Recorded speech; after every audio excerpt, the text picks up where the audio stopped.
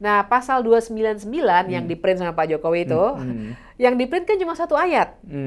Ayat 1.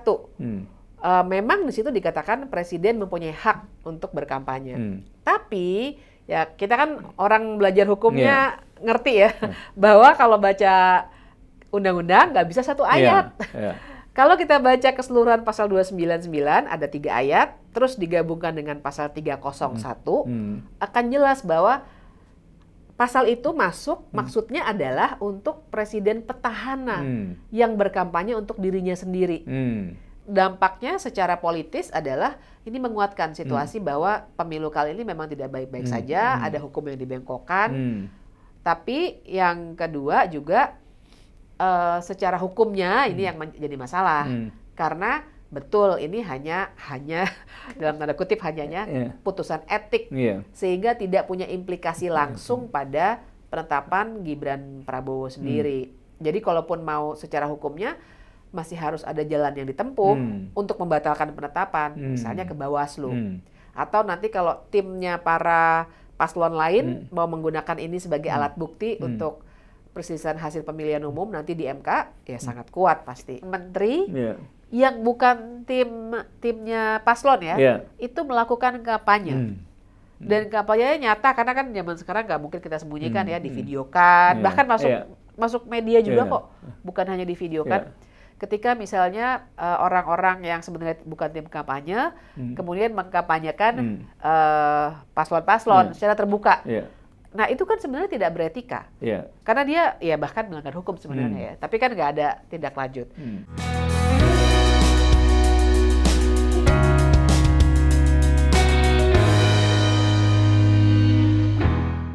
Halo, jumpa lagi kita dengan Podcast 9.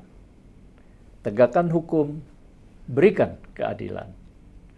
Podcast 9 adalah sebuah podcast yang digagas oleh 9 alumni Fakultas Hukum UI, mengangkat, membeberkan, mendiskusikan, dan menguak masalah hukum serta demokrasi di ruang publik. Untuk kali ini, kita akan membicarakan mengenai perkembangan yang terjadi di seputar pemilihan umum dan pilpres. Dan kali ini juga kita menghadirkan seorang narasumber perempuan yang belakangan ini namanya cukup banyak disebut. Dia adalah Bivitri Susanti. Beliau dosen di Sekolah Tinggi Hukum Jayantra dan juga aktivis dalam kegiatan-kegiatan hukum pemilu. Selamat datang, Selamat Mbak Fitri. datang, selamat siang, terima kasih. Saya boleh panggil nama kecilnya aja ya, Boleh, Mbak Bibip boleh. gitu ya, biar akrab ya. Tentu terima kasih pertama sudah datang di podcast kami, di studio kami. Ya, lagi nggak enak badan apa gimana ini? Iya nih, lagi agak pilek. Ya, makanya kami berterima kasih di tengah-tengah pilek masih datang ya. Mbak Bibip ya, kalau kita lihat nih suasana pemilu makin panas aja nih ya. Ada kampus-kampus memberikan banyak pernyataan, reaksi ya, supaya hukum dan keadilan benar-benar ditegakkan ya. Kemudian juga sudah ada keputusan DKPP ya, Dewan Kehormatan Penyelenggara Pemilu ya. Sebelumnya juga paralel ada MK ya, Majelis Kehormatan Majelis Konstitusi ya kan. Dan masih banyak juga hari-hari ini. Sebenarnya kalau dilihat dari segi hukum, baik hukum ATN maupun demokrasi, apa sih yang sebenarnya sedang terjadi sekarang? Ya, saya kira memang ada persoalan krisis hukum tata negara sih. Karena kita selalu sekarang dihadapkan pada pertanyaan soal pasal, soal hukumnya. Tadi krisis hukum tata negara. Yang dimaksud dengan krisis itu apa tuh Mbak Bibip? Krisisnya ini dia, karena kita bisa melihat bagaimana hukum itu selalu dihadap-hadapkan dengan etika. Hukum itu tidak lantas dimaknai sebagai keadilan. Nah itu cocok banget nih patungin ini. Jadi kan Dewi Keadilan itu. Dewi Keadilan kan tutup mata ya. Ditutup matanya. Katanya sih karena dia harusnya imparsial gitu kan. Tapi waktu saya baca lebih lanjut, saya pernah nulis ini juga sebenarnya di Kompas. sebenarnya waktu pertama kali si Themis ini atau Justisia dikasih penutup mata, waktu itu juga sebagai kritik. Karena hukum ternyata tidak mampu melihat ketidakadilan depan mata dia. Nah, menurut saya situasi sekarang tuh seperti ini. Jadi kalau kita tadi kan sudah disebutkan soal Majelis Kehormatan Mahkamah Konstitusi, ketuanya Prof. Jimli, yang kita sudah tahu juga kredibilitasnya baik. Terus ada sekarang putusan Dewan Kehormatan Penyelenggara Pemilu, itu kan dua-duanya etik. Nah sekarang kalau kita berbicara soal ini melanggar etik, ini ada masalah, ini tidak patut, tapi selalu kita dihadapkan pada, oh tapi kan secara hukum ini nggak ada masalah, berarti pemilu baik-baik saja. Nah ini yang saya kira makanya saya sebut sebagai krisis hukum tata negara, karena krisis dalam arti hukum tata negara ini belakangan hari sudah dipisahkan dari etik, dipisahkan dari values, dari keadilan gitu. Padahal kan justru hukum tata negara benar-benar harus bicara soal constitutional values gitu. Kalau orang yang hukum sangat positivisme itu kan persis. Tadi membedakan ada pelanggaran hukum ya ada pelanggaran hukum juga pelanggaran etika pelanggaran hukum, tapi ada juga pelanggaran menurut mereka ada pelanggaran hukum belum tentu pelanggaran etika atau pelanggaran etika belum tentu pelanggaran hukum gitu ya. Ini mereka oleh karena itu mungkin mereka bilang itu kan etika aja bukan hukum. Nah itu yang buat saya krisis justru di situ. Karena etika aja itu kan keliru. Sebenarnya kan seperti kita paham, justru etik itu yang lebih tinggi, kemudian dengan kesepakatan kita sebagai warga negara, tidak langsung ya, tacit agreement begitu. Kemudian yang patut dan tidak patut dituangkan dalam hukum. Bukan berarti etik itu lebih rendah dari hukum justru. Nah saya kira cara pandang ini yang sekarang sedang terbalik-balik. Jadi kayak Justisia benar. Bicaranya pasal-pasal tapi nggak bisa melihat ini sebenarnya ada yang tidak adil nih gitu. Ya kalau orang Latin kan bilang apalah artinya hukum tanpa etika kan gitu ya. Betul. Nah, pertanyaannya kalau di HTN itu apa memang diperlukan etika juga dalam justru sangat dibutuhkan. Maksud saya begini, kalau di hukum perdata, di hukum pidana pasti ada values juga begitu ya. Tapi kan cenderung lebih straightforward. Misalnya apalagi pidana, udah cukup jelas nih. Pokoknya unsur ini harus penuhi unsur sanksi gitu. Kalau di HTN kan sebenarnya nggak ada sanksi yang konkret. Oke, ada sanksi administratif. Oke, kalau pemilu ada sanksi pidana pemilu.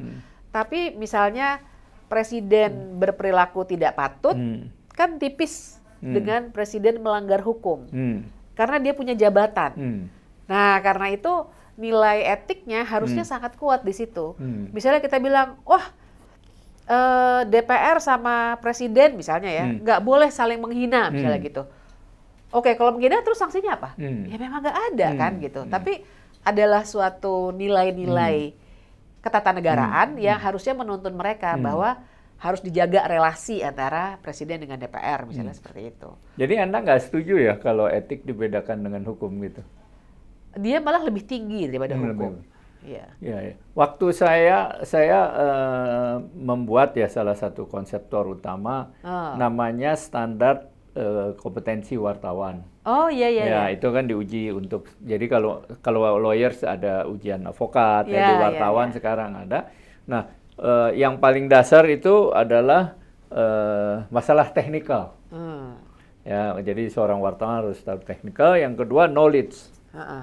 Knowledge udah pengetahuan umum udah multi, tapi yang paling tinggi adalah etik. Betul. Nah, apakah di dalam hukum tata negara sangat penting juga etika? Iya, justru di situ. Saya kira sebenarnya bangunannya sangat-sangat mirip, barangkali persis ya. Karena kan memang ada perilaku patut dan tidak patut bagi orang-orang yang memegang jabatan publik. Nah, jadi kita seringkali terkecohnya di situ antara privat sama publik.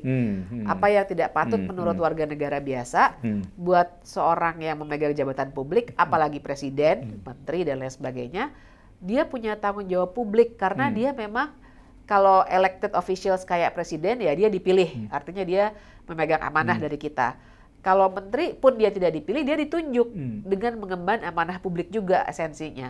Jadi apapun yang dia lakukan harus bisa dipertanggungjawabkan ke publik. Nah, kita lebih konkret lagi. Apakah sekarang memang banyak terjadi ya pemegang pejabatan publik ini, terutama kekuasaan lah ya, tidak beretika gitu loh, atau kurang beretika, banyak. Banyak. Ya misalnya saja ketika beberapa orang menteri yang bukan timnya paslon itu melakukan kampanye. Dan kampanyenya nyata, karena kan zaman sekarang nggak mungkin kita sembunyikan divideokan, bahkan masuk media juga kok, bukan hanya divideokan. Ketika misalnya orang-orang yang sebenarnya bukan tim kampanye, kemudian mengkampanyekan paslon-paslon secara terbuka. Nah itu kan sebenarnya tidak beretika, karena dia ya bahkan melanggar hukum sebenarnya ya, tapi kan nggak ada tindak lanjut. Atau yang lebih konkret sih Bang, ada lagi yang menarik. Ketika Anwar Usman, Ketua MK, sekarang mantan Ketua MK, sudah diputus melanggar etik. Dia mengajukan ke PT UN ya. Dia mengajukan ke PT UN. Kalau pertanyaannya, boleh nggak? Iya boleh ke PT UN. Cuma kan kita melihat, ini orang kok nggak patut betul sih, orang udah dibilang melanggar etika kok masih mengajukan. Tapi dia berhak. Ya kan jadi di situ tuh, kalau kita main hanya di level hukum tertulis, ya nggak ada yang salah, silahkan semua orang boleh ke pengadilan. Tapi kita tahu itu tidak etis. Gitu ya. Jadi, apakah karena banyak yang tidak etis itu kualitas demokrasi kita turun? Atau gimana? Iya, itu ada sambungannya. Karena jadi etis dan tidak etis dalam hukum tata negara itu memang turunannya, pembahasan selanjutnya adalah ke soal demokrasi yang substantif dan prosedural. Jadi dengan perilaku yang saya pakai istilah ini nggak apa-apa ya, perilaku yang tidak beradab, dalam arti tidak patut, itu dilakukan, maka demokrasi itu seperti prosedur aja. Pemilu ya pemilu, rutinitas,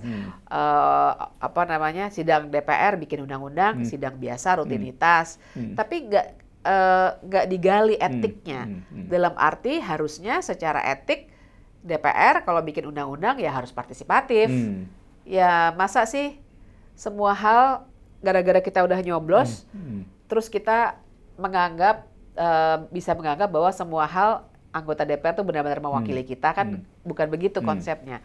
Nah jadi itulah yang bikin kualitas demokrasi kita menurun, karena semua orang mikirnya itu segala hal dalam demokrasi dan hukum tata negara cuma checklist gitu. Oh, bikin undang-undang, oke, sudah pembahasan tingkat 1, udah. Semua fraksi sudah hadir, sudah. Tapi nggak digali lebih jauh. Sebenarnya apakah betul sudah memenuhi nilai-nilai partisipatori dan lain sebagainya dalam pembentukan undang-undang. Dulu kan dosen kita, Profesor Ismail Suni, pernah memberikan beberapa klasifikasi mengenai pelaksanaan konstitusi. Betul. Kan dia kasih contoh, hampir di seluruh dunia itu disebut negaranya negara demokratis di dalam konstitusinya. Betul, ya, betul, kan? betul. Bahkan dulu disebut Soviet, ya kan? Iya. Korea Utara juga kan? Iya, Korea Utara. Tetapi kan dalam implementasinya enggak, katanya ada cuman konstitusi normatif gitu ya. Ya ada tertulis, tapi implementasinya berbeda. Apakah ini juga terjadi di Indonesia sekarang? Iya. Jadi ya kita negara demokratis, bahkan juga kalau negara hukum kan disebutkan sekarang pasal 1 ayat 3 Undang-Undang Dasar. Tapi kan kalau kita cek, benar nggak secara substantif demokratis? Benar nggak negara hukum benar-benar dilaksanakan? Itu menurut saya sih belum sepenuhnya. Kalau berbicara survei atau berbicara tolak ukur dunia internasional, misalnya Indeks Demokrasi Indonesia, menurut The Economist Intelligence Unit, kita itu kan flawed demokrasi, demokrasi yang cacat. Karena ternyata kebebasan sipilnya angkanya rendah. Yang bagus itu di rutinitas pemilu, yang mana memang bagus kan. Tapi ini pun waktu itu udah mau dirusak kan Bang, waktu mau Jokowi sempat minta 3 periode, ataupun pemilunya ditunda waktu itu. Untung berhasil dicegah. Tapi ya itulah, ternyata kualitas demokrasi kita kalau dilihat dari banyak aspek lain yang sifatnya lebih substantif, seperti kebebasan sipil, yaitu nyatanya tidak. Orang kalau dosen-dosen kemarin kan, seperti Prof. Harkristuti, dia bilang dia mengalami tekanan kok, gitu. Atau beberapa rektor juga sudah bersuara, bilangnya ya mereka sudah didatangi, katanya ya, saya sendiri nggak punya bukti hard proof-nya dari aspek hukum, saya nggak punya, tapi cerita-cerita seperti itu sudah cukup banyak yang menandakan bahwa memang kalau orang berbicara di sebuah negara demokrasi itu dilarang, itu artinya ada masalah dengan demokrasi. Nah, apakah kalau di Indonesia nih, kalau kita lihat kan tradisinya sejarah kekuasaan nih, kalau kita bicara etika, hampir nggak ada kayaknya pemegang kekuasaan yang beretika. Sekarang ya, karena kalau misalnya dulu kalau saya dengar baca-baca dan dengar cerita-cerita, kan ada Pak Danilev dekat dengan kami di Jentera itu punya perpustakaan namanya Danilev Law Library. Ya, saya baca juga buku-buku. Iya, Pak Danilev itu sering sekali cerita ke kami anak-anak muda tentang bagaimana demokrasi pada tahun 50-an. Nah, itu menurut saya itu adalah masa-masa mungkin juga 40-an barangkali karena semangat pergerakan ya Bang ya. Itu etika itu ada. Jadi orang-orang seperti Hatta, Soekarno muda, kalau udah tua agak berbeda tuh. Kita bisa lihat dalam sejarah. Tan Malaka, ya kan, Syahrir, itu mereka beretika dalam arti dia punya adab politik. Hatta apalagi luar biasa sekali dia kan. Tapi sebagian dari mereka tersingkir ya di dalam percaturan. Tan Malaka ya kan, kemudian Syahrir juga. Iya. Karena memang kemudian berubah karakter para politisi, jadinya mengejar kekuasaan. Jadi bukan soal tujuan bersama, cita-cita bangsa itu sudah hilang lah. Sekarang benar-benar untuk menduduki ke kursi dan kemudian mencari keuntungan dari kursi itu. Kalau di hukum ATN seberapa besar ya moral diajarkan, maksud saya etika. Biasanya kan cuma technical. Betul. Ini pasal sekian ya. Tapi apakah di balik itu tersirat sebenarnya ada satu moral kebangsaan atau moral apapun yang untuk menjaga demokrasi? Saya belum merasakan gitu ya. Kira-kira gimana tuh? Iya. Saya tuh sebenarnya waktu di UI dulu program kekhususannya bukan HTN. Saya sebenarnya PK 4 dulu. Ada PK 1 sampai 7 ya. Dulu saya sebenarnya ekonomi, cuma berubah waktu setelah keluar dari UI. Tapi yang saya pahami secara umum di semua fakultas hukum di Indonesia, memang kita agak kurang diajari etika itu. Kalaupun dulu waktu saya kuliah ada etika dan profesi hukum, itu kan diajarinnya kode etik advokat, kode etik profesi-profesi hukum, yang menurut saya mengecilkan makna etik itu sendiri. Karena kan kode etik itu ketika nilai-nilai etika itu sudah dikodifikasi, jadi maka namanya kode ya. Jadi kita terkunci juga di situ, bahwa misalnya menurut saya sama sih secara umum advokat dengan dunia hukum tata negara. Ketika seorang advokat ketemu dengan hakim, padahal advokat membawa kepentingan kliennya misalnya, nanti kan kalau kita berdebat di soal dia melanggar etik nggak ya, sebenarnya dia nggak ngasih duit kok misalnya gitu ya. Tapi kan itu tadi etik lebih tinggi dari hukum. Nah sama tuh, kalau di hukum tata negara nggak ada yang khusus mempelajari konstitusionalisme. Kalau di Amerika kayaknya diajarin itu ya, kalau saya lihat kurikulum mereka konstitusionalisme. Iya, dan seringkali kan values itu juga lahir dari metode mengajar. Nah, memang kritik kami, makanya kami mendirikan Jentera, kritik kami pada kurikulum fakultas-fakultas hukum adalah values itu tidak diajarkan di kelas. Jadi kelas itu benar-benar untuk mencetak sarjana-sarjana hukum yang siap pakai. Jadi tukang aja ya? Jadi tukang, persis Bang. Jadi saya kira itu yang jadi problem, makanya banyak sekali cara pandang yang sekarang sangat legalistik, positivistik gitu. Kayaknya sebagian besar orang hukum kita sangat legalistik. Alasannya ya udah ada di hukum itu, kita nggak lihat yang lain, udah tertulis demikian gitu. Betul, saya setuju itu. Makanya makanya sekarang kita punya krisis yang sedemikian rupa. Dan saya juga lagi bikin penelitian yang meminjam kerangka yang namanya autocratic legalism, justru untuk menunjukkan bahwa cara pandang legalisme inilah yang bikin demokrasi itu menjadi autokratisme. Karena nggak ada cek lagi. Lembaga-lembaga yang mengecek demokrasi, kan demokrasi kan soal akuntabilitas ya kepada warga gitu. Itu dimatikan secara legal semua. Karena cara pandang kita yang udah lazim adalah ya pokoknya legal. Undang-undang udah diketok palu, ya udah legal. Nggak peduli isinya kayak apa, nggak peduli partisipatif atau tidak gitu. Nah, dalam suasana seperti ini, sebenarnya waktu pertama kami Podcast 9 minta Mbak Bibip datang tuh kita mau bicara soal waktu itu lagi rame-ramenya presiden boleh kampanye apa enggak. Itu juga gitu. tuh. Itu. Ya, tapi karena sibuk dan sebagainya. Cuma tetap aja saya mau dengar tuh gimana presiden tuh boleh kampanye apa tidak tuh sebenarnya. Ya, ini masih hot kok. Jadi karena masih ada waktu seminggu lagi. Kalau saya sih berpandangan dalam situasi yang sekarang tidak boleh. Kenapa? Karena dalam situasi sekarang tuh maksudnya ada dua tadi istilah situasi sekarang dan tidak boleh gimana tuh? Iya. Situasi sekarang itu karena kita ada dalam situasi nepotisme. Itu dulu yang harus jadi alat analisis karena diperjelas lagi tuh bagaimana tuh maksudnya nepotisme supaya jangan salah nanti. Betul. Jadi nepotisme dalam arti Pak Jokowi sekarang sangat kelihatan sebenarnya sudah kelihatan mendukung pasangan yang di mana ada anaknya Gibran 02 bersama Prabowo. Itu sudah bukan rahasia ya, dan saya kira instinctively seorang bapak juga pasti akan mendukung anaknya. Dan itu yang menyebabkan sebenarnya relasi seperti ini dilarang dalam demokrasi yang sehat. Relasi keluarga dalam menyelenggarakan kekuasaan. Maksudnya Mbak Bibip, seorang presiden yang masih jadi menjabat, petahana tidak boleh anaknya maju sebagai wakil presiden atau bagaimana? Iya, mestinya tidak boleh karena kita punya juga undang-undang tentang penyelenggaraan negara yang bersih dan bebas KKN. Nah, itu misalnya tuh ada pasal 5 kalau saya tidak salah.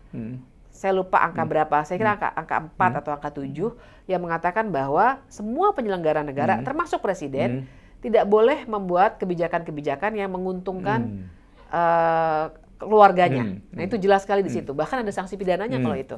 Nah, tapi jadi relasi yang sekarang dimiliki antara Pak Jokowi dengan pasangan 02 adalah relasi keluarga. Nah, pasal 299 yang diprint sama Pak Jokowi itu, yang diprint kan cuma satu ayat. Ayat 1. Memang di situ dikatakan presiden mempunyai hak untuk berkampanye. Tapi ya kita kan orang belajar hukumnya ngerti ya bahwa kalau baca undang-undang nggak bisa satu ayat. Kalau kita baca keseluruhan pasal 299 ada 3 ayat, terus digabungkan dengan pasal 301 akan jelas bahwa pasal itu masuk maksudnya adalah untuk presiden petahana yang berkampanye untuk dirinya sendiri. Artinya maksudnya kalau dia 1 periode mau 2 periode dia boleh berkampanye. Karena secara konstitusional boleh kan periode kedua. Waktu Pak Jokowi 2019 nyalon lagi ya dia pakai haknya ada di pasal itu. Pak SBY nyalon lagi 2009 haknya ada di pasal itu. Walaupun undang-undangnya dulu berbeda. Nah, dia boleh juga jadi peserta kampanye. Tetap boleh memang. Tapi relasinya harus relasi elektoral. Apa yang saya maksud dengan relasi elektoral? Entah dia adalah anggota atau pengurus partai politik yang dia dukung, dan kita harus ingat Prabowo maupun Gibran bukan dari PDIP, dan Pak Jokowi resminya masih anggota PDIP, atau dia adalah tim kampanye resmi dari paslon itu. Itu boleh kalau ada 3 alternatif itu. Tapi kalaupun boleh, presiden harus cuti dulu di luar tanggungan. Dan itu pasal 281-nya ya. Dan dia juga tidak boleh menggunakan fasilitas negara. Nah, itu semua kan jadi ketat sebenarnya peraturannya. Artinya diperbolehkan tapi dengan sejumlah pembatasan ya. Betul. Nah, balik lagi kan tadi kan pertanyaannya situasi sekarang tuh apa? Nah, inilah situasi sekarang menurut saya relasinya relasi keluarga, bukan relasi elektoral. Kalau ini yang terjadi berarti ada pelanggaran terhadap keadilan kan, prinsip pemilu itu kan dalam pasal 22E Undang-Undang Dasar 45 kan langsung umum bebas rahasia jujur dan adil. kalau term ininya electoral justice, apa teorinya gitu ya. Jadi ada ketidakadilan, ibaratnya tuh titik start kalau mau lari, yang satu udah lebih maju, begitu mulai, karena dia punya backup yang masih memegang kekuasaan, yaitu Pak Jokowi. Gitu. Ini bisa nggak Mbak Bibip kita kaitkan dengan sistem dan struktur politik atau kekuasaan di Indonesia? Kalau kita lihat, yang minta Gibran kan partai-partai politik dan partai politik besar ya, ada Golkar, Gerindra, segala macam ya. Paling tidak yang secara formal demikian ya kan. Nah, sekarang kan siapapun ya boleh jadi presiden asal dipilih atau disetujui oleh partai kan gitu kan. Semuanya kan Anies dipilih oleh dipilih partai, Prabowo juga demikian, Ganjar juga termasuk wakil-wakilnya. Nah, apakah sistem demikian ini menyebabkan ya terjadilah hal-hal yang sebenarnya kalau dilihat dari etika, dari hukum HTN gitu ya, menjadi sesuatu yang sebenarnya tidak sepatutnya terjadi gitu. Iya ya, jadi saya pertama ya pasti memang ada yang mesti kita kritik dengan sistem kita sekarang, terutama dengan adanya ambang batas pencalonan presiden atau presidential threshold. Jadi kalau sekarang ada yang saya tuh kalau naik taksi kemana-mana ngobrol sama supir taksi, mereka suka bilang, aduh sayang ya, kenapa bukan presidennya si ini, wakilnya si ini, padahal itu lebih ideal loh menurut saya. Aduh kenapa ya wakil presidennya si ini, segala macam. Kita itu, refleksi saya adalah, kita memang nggak punya pilihan yang luas. Kenapa? Karena yang menentukan siapa yang bisa jadi calon, memang hanya partai-partai yang punya tiket. Yaitu presidential threshold kan, 20% kursi, 20% suara atau 25% kursi. Dan itu kan threshold sebenarnya dari yang lalu, sedangkan pemilu itu harusnya bukan harusnya membicarakan yang akan datang, sebenarnya nggak nyambung kan antara yang lalu dan yang ke depan. Benar sekali, itu yang sangat tidak logisnya di situ. Pakai persentase 5 tahun yang lalu kan udah. Ya kita lihat aja sekarang koalisinya seperti apa, pasti pecah. Nah tapi lebih dari itu, menurut saya kalau orang yang mau masuk berkompetisi itu kan memang pasti harus ada saringan ya. Ini levelnya presiden, wakil presiden. Nah saringan itu kan berupa syarat-syarat, misalnya lulusan mana, misalnya minimal lulusan SMA misalnya atau S1, saya lupa, dan umur dan lain sebagainya. Itu kesepakatan politik untuk memberikan filter supaya pilihan yang akhirnya jatuh ke kita untuk dicoblos itu sudah terfilter. Nah yang jadi masalah adalah khusus Gibran itu kan filternya dipangkas total, 40 tahun terus ditambahkan gara-gara putusan Mahkamah Konstitusi atau pernah garis miring sedang menjabat sebagai pejabat yang dipilih melalui pemilihan umum. Makanya Gibran bisa masuk. Nah, jadi catatan kedua saya tuh di situ bahwa jangan lupa betul sekarang ini semuanya sudah legal begitu ya. Maksudnya kalau kita bicara legal secara teks, karena Gibran memang sudah terpilih. Tapi kita jangan lupa bahwa bahkan legalitas itu pun adalah hasil dari perbuatan tidak etis yang sudah terbukti di Majelis Kehormatan MK. Kalau kita bicara etis tadi, etika kan memang di MK udah diputuskan ya. Kemudian barusan aja beberapa kemarin ya, itu diputuskan juga ya DKPP bahwa KPU-nya juga diberikan peringatan keras terakhir ya. Terakhir. Nah, walaupun tidak disebut substantif bahwa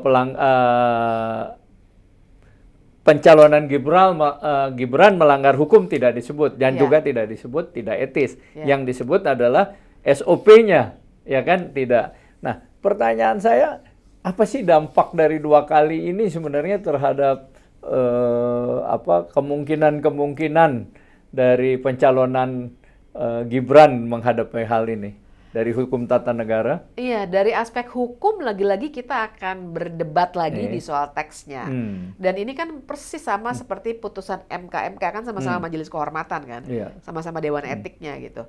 Jadi secara politis kan ini menguatkan bahwa memang ada masalah etis dalam pemilu kali ini dari awal tuh. Dan saya ingat sekali sebenarnya tim yang melaporkan ketua KPU ini masuknya dari 16 November loh. Baru diputus hari ini. Tinggal seminggu lebih sedikit dari hari pencoblosan. Apakah ini juga bagian dari tantangan yang harus kita hadapi? Bisa jadi gitu. Nah, jadi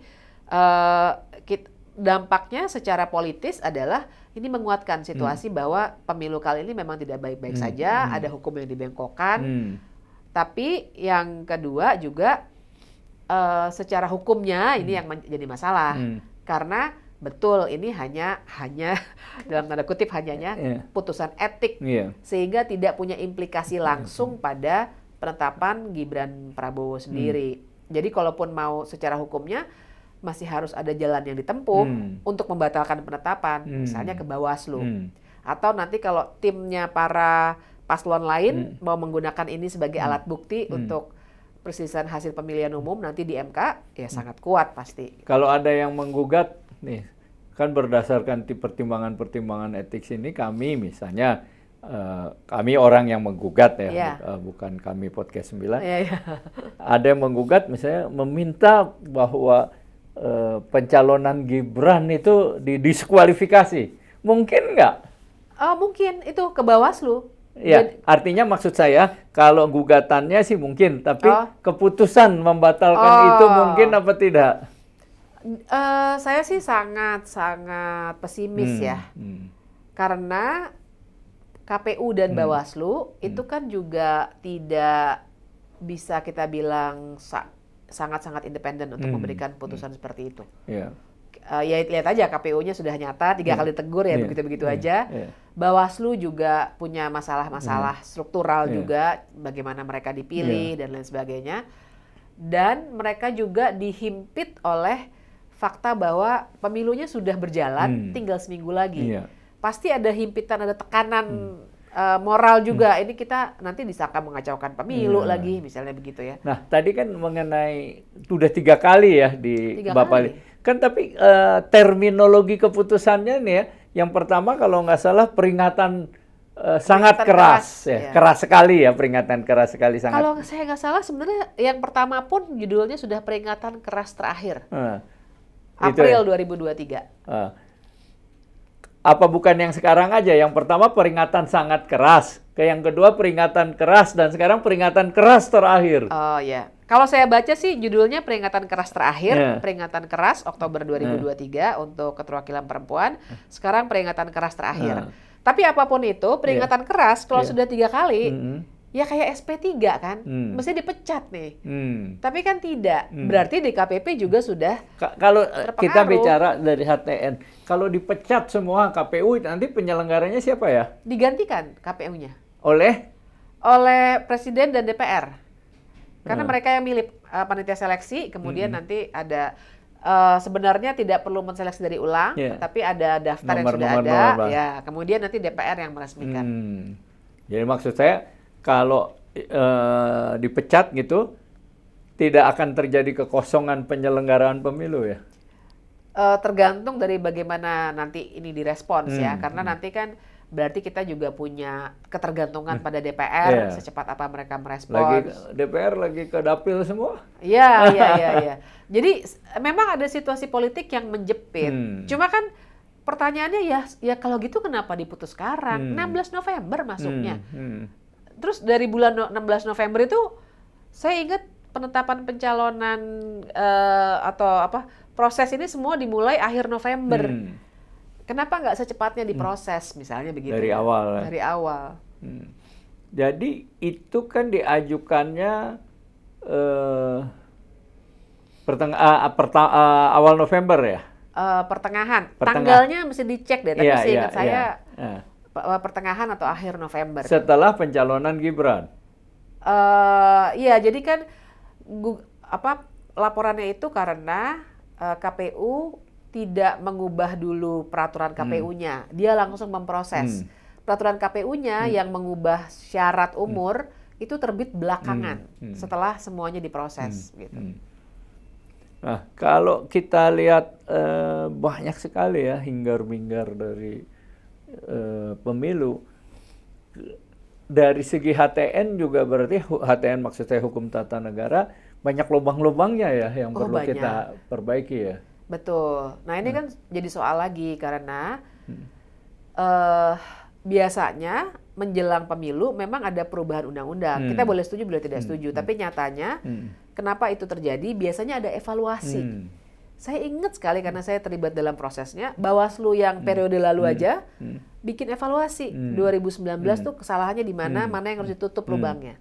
Tapi DPR dan pemerintah yang menurut konstitusi membuat undang-undang memutuskan, saya lupa persisnya tanggalnya ya, tapi saya kira sekitar tahun 2020 memutuskan mereka tidak akan mengubah undang-undang pemilu. Padahal udah dibilang ini harus diganti, ini harus diganti, harus diubah. Tapi mereka mungkin sepakat dipertimbangkan kalau dirubah ngerugiin gua dong sebagai partai. Kalau enggak ya udah untung sekarang aja deh. Betul. Gitu. Itu kelihatan sekali. Cukup banyak penelitian juga soal itu. Makanya cukup banyak pegiat demokrasi yang ke MK memang. Jadi ke MK tuh ada positif dan negatifnya. Karena nggak ada saluran lain kan, hanya ke MK yang menangani kasus-kasus ini. Kalau Anda melihat memprediksi dengan situasi semacam ini, gimana nih penyelenggaraan pemilu? Ya masalahnya adalah penyelenggaranya sendiri sudah sangat bermasalah. Jadi artinya maksud Anda penyelenggara ini KPU-nya. Bermasalahnya di mana? Ya itu tadi ketuanya aja sudah kena teguran kerasnya udah 3 kali. Jadi ini membuktikan dan sebenarnya anggota KPU yang lain juga kena kan. Untuk yang ketua perempuan juga, untuk yang ini juga kena. Cuma derajatnya beda-beda.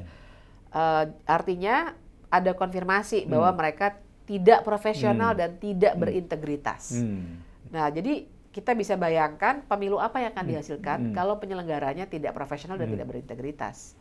Itu memang gelap ya yang saya kemukakan ini, tapi yaitu kita juga nggak bisa supaya kelihatan baik-baik saja, pesta demokrasi, terus kita tutup mata terhadap apa yang sesungguhnya terjadi. Gitu. Kalau menurut Anda, apa sih yang perlu kita ubah nih untuk tidak seperti gini lagi? Banyak ya. Dan ini saya mendaftar dulu tanpa memperhitungkan soal politisnya ya. Misalnya aja tadi presidential threshold-nya. Terus pola dan proses pemilihan KPU dan Bawaslu yang bikin mereka sangat tergantung pada partai politik. Kemudian juga reformasi partai politiknya itu sendiri yang sampai sekarang juga nggak ada kaderisasi, makanya nyomot vote getter aja kan, selebriti segala macam gitu, yang nggak punya pengalaman politik. Terus juga dana kampanye, dana pemilu, bolongnya luar biasa itu. Kayak bercanda aja itu ya, daftarin. Dan nggak bisa diaudit tuh, kecuali yang didaftar. Padahal kita tahu sendiri, rekening mah di mana-mana gitu ya. Nah, itu aja sudah banyak sekali yang kita harus perbaiki. Pasti tantangannya besar, tapi dan daftar itu udah ada, tinggal nggak ada yang mau melakukan perubahan yang signifikan karena semuanya mengambil keuntungan dari situ. Nah, itulah gimana cara kita merombak ini semua, termasuk aktor-aktor politiknya, supaya ada yang mau melakukan perombakan itu. Ini menyangkut kehidupan berbangsa bernegara kita ya, secara demokrasi, hal yang fundamental ya sebenarnya. Kalau Anda lihat tadi kembali ke presiden tidak boleh berkampanye. Anda lihat nggak sekarang presiden udah kampanye sebenarnya? Menurut saya sih berkampanye. Udah kampanye. Gimana? Tapi terselubung. Oh. Jadi kampanyenya gimana? Terselubungnya gimana? Ya, karena gini, terselubungnya karena presiden kan nggak pernah cuti. Yang kita tahu ya, dan memang nggak boleh cuti seharusnya dengan hubungan yang sebenarnya kekeluargaan itu. Tapi kita juga harus lihat, saya berani bilang itu adalah kampanye, karena kalau kita lihat pasal dalam Undang-Undang 7 2017 tentang pemilu, kampanye itu juga termasuk citra diri. Jadi nggak cuma yang pilihlah si X gitu, tapi juga citra diri yang membuat seseorang kelihatan layak dipilih dan seterusnya. Nah, yang dilakukan selama ini selain balihonya PSI ya, di mana-mana itu pasti ada Pak Jokowinya misalnya. Tapi di luar itu Pak Jokowi juga bersama menteri-menterinya seringkali menggunakan fasilitas negara untuk bilang bahwa jangan lupa, itu videonya sudah banyak ya. Jadi saya juga melandaskan pendapat saya pada apa yang terjadi di media, apa yang diliput juga oleh media massa. Ketika memberikan bansos, terus diminta bahwa ini dari Pak Jokowi misalnya. Sementara ada satu tuh yang oleh Pak Zulkifli Hasan, videonya masih banyak juga beredar. Ini dari Pak Jokowi ya, dan Pak Jokowi itu anaknya siapa, kurang lebih begitu. Terus jawab Gibran gitu kan. Itu kan sudah jelas dukungannya sebenarnya. Ya jadi buat saya sebenarnya selama ini, bahkan ketika Pak Jokowi makan bakso dengan Pak Prabowo, atau di sebelah Pak Prabowo di lapangan udara lapangan udaranya Angkatan Udara, dia bilang kan, oh presiden itu berhak untuk berkampanye misalnya. Sebelahnya adalah calon gitu. Buat saya itu juga sudah perilaku yang tidak etis, sebenarnya sudah melakukan penaikan citra diri yang sebenarnya bentuk kampanye juga. Cuma terselubung dalam arti ya dia nggak pernah declare sebenarnya. Saya memang mendukung dia nih gitu. Jadi Mbak Bibip, kita harus klarifikasi kalau podcast 9 ini adalah podcast yang independen, objektif tapi kritis.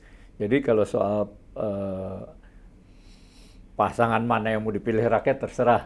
Tapi kami memberikan analisis sesuai dengan kenyataan-kenyataan yang ada. Ini supaya clear dulu, nanti podcast 9 berpihak ke sana, berpihak ke sini, ini nggak ada. Tapi bahwa kita juga memberikan kebebasan yang sangat penuh kepada akademisi, kepada intelektual, ya, pada semua narasumber untuk berbicara dengan bebas, dengan nggak ada tuh intimidasi, mesti ngomong ini ya. Itu, sampai dikasih minum segala.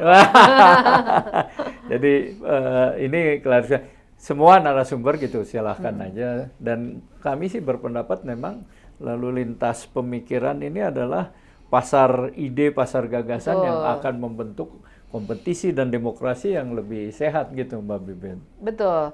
Kalau boleh saya menanggapi sedikit, Bang. Jadi memang akhir-akhir ini saya sendiri juga kan sering, wah ini anti apa gitu ya. Saya pengen bilang, bahkan dosen-dosen deh ya, kalau nggak mau pakai contoh saya gitu ya. Dosen-dosen, guru-guru besar gitu, guru-guru kita, itu sering dituduh partisan. Padahal begini, kan saya percaya pada hukum aksi dan reaksi. Jadi guru-guru besar itu ya nggak mungkin diem aja ketika melihat ada yang salah menurut mereka, karena mereka guru, kerjanya emang penelitian, analisis, berbicara di hadapan mahasiswa. Terus kalau ada yang ngaco-ngaco, terus atas nama nggak boleh berpihak, diem aja kan nggak mungkin. Jadi saya kira tuduhan-tuduhan yang sering dilancarkan kepada pihak-pihak yang menyatakan ketidakadilan lah, ada yang terselubung dan lain sebagainya, itu karena cara pikirnya orang-orang yang menuduh seperti itu adalah berdasarkan pada bagaimana mereka bisa bergerak, yaitu didrive oleh kepentingan. Nah, kalau saya, para profesor itu kan sebenarnya karena kami melihat masa sih udah segini parahnya, terus kami ya alhamdulillah punya privilege, sekolah tinggi-tinggi, tahu mana yang benar mana yang salah, terus diem aja. Itu juga artinya kita mengkhianati tanggung jawab intelektual kan, kalau kata Julian Benda kan gitu. Julian Benda bilang kan pengkhianatan intelektual kalau kalau diam aja, udah untung nggak disebut pelacuran intelektual gitu kan. Jadi kalau nggak mau dikritik seperti ini, ya dari awal patuhilah hukum dan etik. Kalau dari awal tuh dulu nggak ada yang gini-gini, kita juga diem aja kok, nanti nyoblos aja udah langsung gitu. Pasti ya, kalau kaum kampus kan terbuka ya, dia menganalisis. Ya sama kami juga, siapa aja narasumber boleh ngomong apa aja, tentu dengan argumentasi, dengan pertimbangan, dengan data yang juga masuk akal gitu ya kan. Dan kita kan tidak menyebarkan fitnah, kita membicarakan ini loh kondisi objektif. Justru itulah partisipasi dari kaum intelektual ya. Warning kan, early warning system kata orang gitu. Nah, menarik ya. Mungkin statement terakhir yang panjang juga walaupun terakhir panjang juga nggak apa-apa kan. Gimana Mbak Bibip?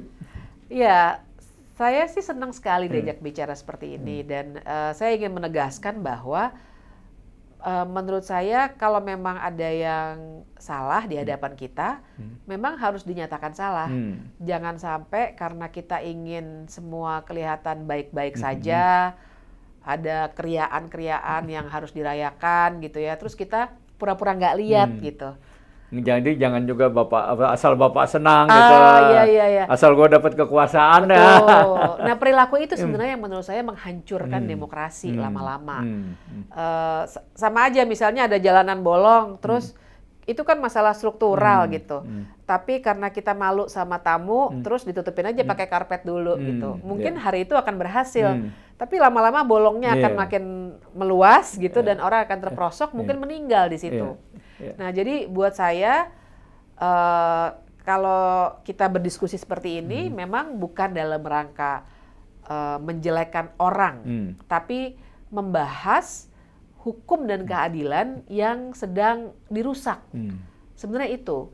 Kalau ada orang-orang yang tersinggung, menurut saya justru ya artinya mungkin justru mereka sudah melakukan bagian dari perusakan itu. Dan inilah yang buat saya justru penting dibincangkan gitu. Bagaimana kita jangan hanya melihat hukum itu teks. Hukum itu harus tentang keadilan dan harus dilihat melampaui teks-teks pasal. Tapi tujuan hukum itu apa sebenarnya? Nah, kita seringkali lupa itu. Oke, Mbak Bibip, Mbak Bivitri namanya ya. Terima kasih sudah hadir di Podcast 9. Dan kita nanti masih mengharapkan kapan-kapan hadir dalam diskusi mungkin yang lebih seru lagi. Dengan senang hati. Terima kasih. Demikianlah acara kita kali ini dan jangan lupa tegakkan hukum, berikan keadilan.